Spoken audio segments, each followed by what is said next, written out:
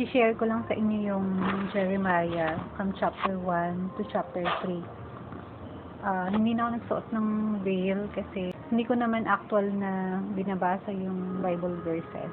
So, parang summary na lang siya.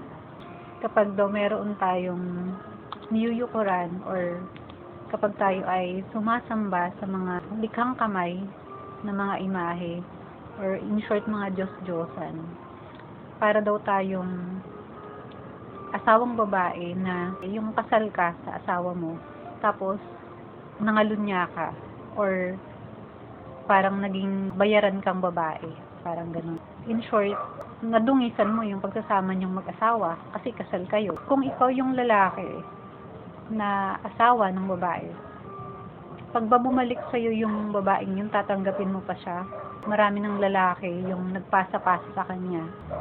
Imposible sa isang lalaki na asawa na tanggapin pa yung ganung babae na hindi na mabilang yung nakasamang lalaki. Di ba imposible? Pero alam niyo ba guys, si God, iba siya. Kaya nga, ang pagmamahal niya ay sinasabi na unconditional love. Ganun ang pagmamahal ng Diyos sa atin.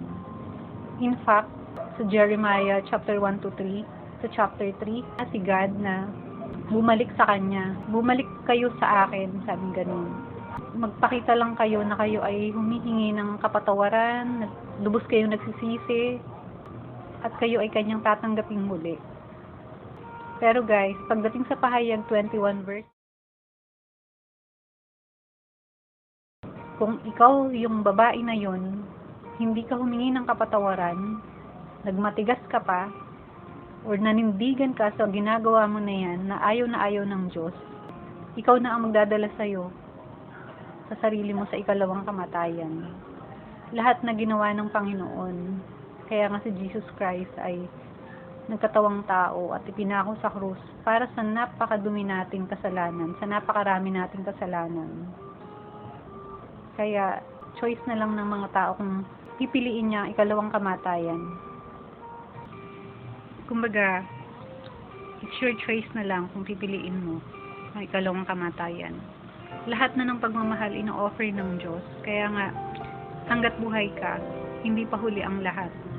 Naghihintay lang ang Diyos na bumalik ka sa Kanya.